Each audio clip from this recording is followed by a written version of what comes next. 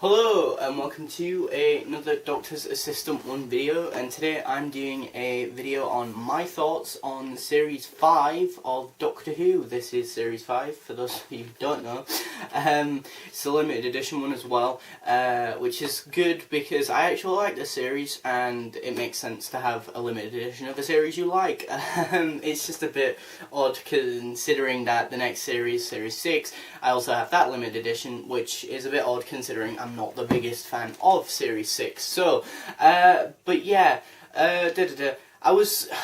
it's weird to think that I'm doing this video as actually the night before I was thinking of doing a video, and I was thinking about doing a video titled Where Doctor Who Is Currently, and to be honest, there was so much toxic bad stuff that I didn't want to do that video because it started to make me feel really bad, and that just mentally I was just like, wow, this is not good. Doctor Who's not in a good place currently, if you can believe it. Which, let's be honest, if you're a big Doctor Who fan, and I'm assuming you are a big Doctor Who fan if you're watching this video, then yeah, you'll understand why I think it's not in a good place. Also, what was I going to say? Yeah, also this video is sort of a continuation, slight change up of a previous video, which you should go hopefully check out, which is also called my thoughts on Series 7 of Doctor Who. So I have done an overview of a series of Doctor Who, which is, as I say, Series 7. But yeah, this is of Series 5. Bleh. Series 5 here, and what do I think of Series 5? As a whole, I think it's fantastic. I think it's one of Stephen Moffat's best series, honestly. I think it's so strong in the sense that the ratio of episodes I like to dislike is good, you know, in the sense that there are more episodes I like than dislike, or hate even, and also the overall story arc is probably the most effective, simplistic, and the point of focus of that story arc is very tight, you know, in the sense that it just works, you know. The story arc is essentially, there's cracks in each episode.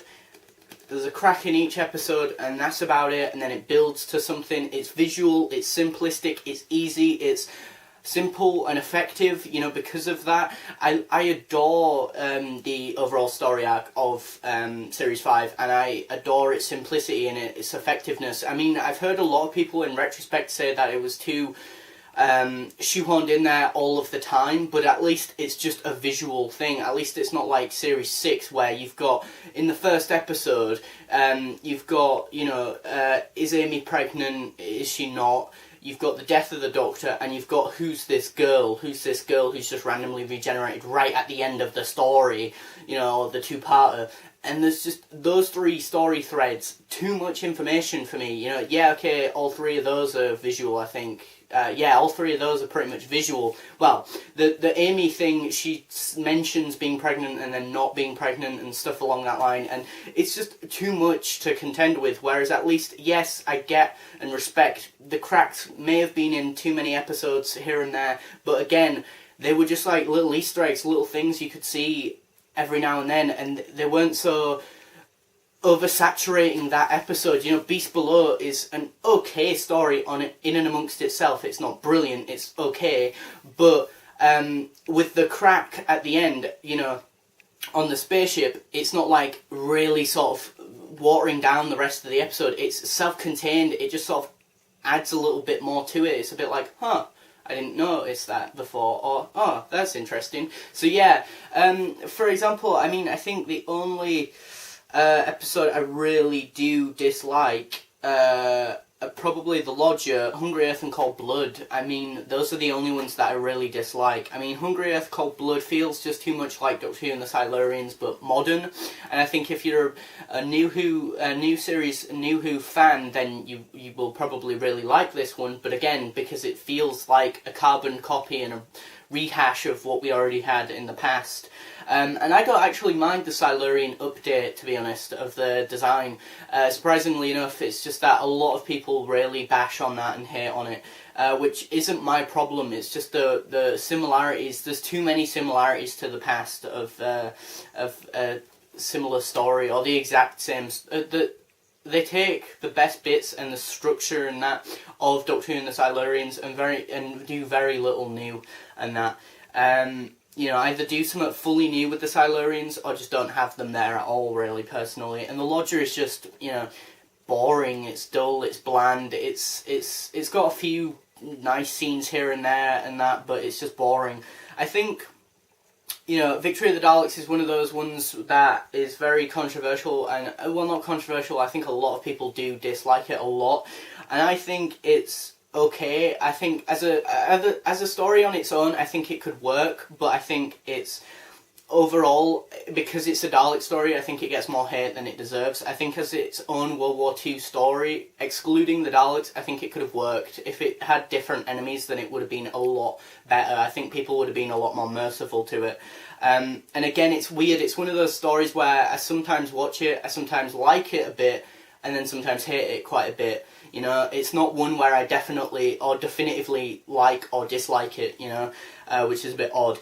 Amy's Choice, I absolutely love that one. I adore it. Phenomenal story. I think the Pandorica Opens and the Big Bang is phenomenal too. I think there's a lot of people out there who dislike that one, and I'm not just being a Stephen Moffat fanboy, as I do think a lot of his stories, or the series has declined quite a lot, drastically, unfortunately, since he's been the captain of it. But I think what shows here is the fact that he is very much one of those people who works under pressure, and I think there was a lot of pressure in the BBC, you know, at the time, because you know, there were rumours and there were things along the line of, you know, because Russell T Davies and David Tennant made such a mark on the show and defined what Doctor Who was for a new generation. That's it, it's done now, let's put it back on the shelf.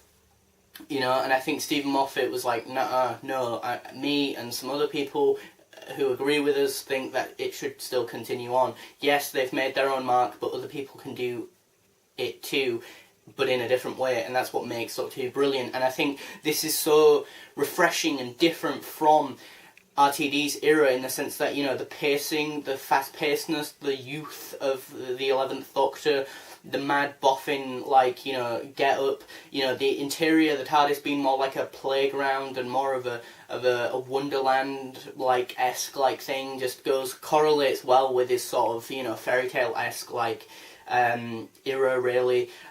Even though saying that, I'd say Series 5 is for the most part dark-ish in the context of the main Doctor Who narrative from the new series. I think it's pretty dark. It's not mega dark like Big Finish or the comic books or anything like that, but I think it's still a bit dark. I mean, Vampires of Venice is one that I just think's okay. I think it's the weakest Toby Whithouse, or Toby Whitehouse, however you pronounce his second name.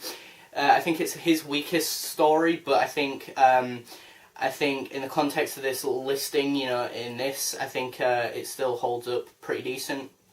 You know, I like Rory. Rory's good, even though is just the sort of bumbling idiot, male, like, companion to the companion, you know. And Amy, in this series, I think I like her a lot because she's not as, you know, obnoxiously complex and convoluted, you know. She's a lot more stripped back as a character, and therefore feels a lot more real, or grounded as well, in some sort of realism, you know.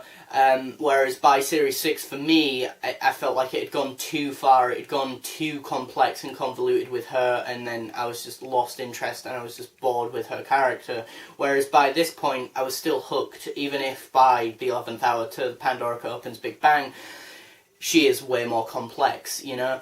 Or not complex, but more convoluted, you know, in the sense that the thing with the parents and that was weird. Pandorica Opens and the Big Bang, the thing that I like about them is, although they're complex in the sense that they only go back in on itself in recent history, in the sense that you've sort of watched all of this series, here's this reward, you know, we can go back and see new things from episodes you've seen and characters you know from those episodes, but with new things, you know. For example, River in the setting of, like, The Beast Below, where she's talking to that queen and, you know, she's got this, you know, painting from Vincent van Gogh, or it's in that gallery, you know, hundreds of years later, and that, and And I like, as I say, the Vincent van Gogh, you know, painting and that. And I like the Pandorica Opens and Big Bang or Pandorica Opens more specifically, as it's, you know, as it's got this whole mashup of all the Doctor Who villains and stuff, which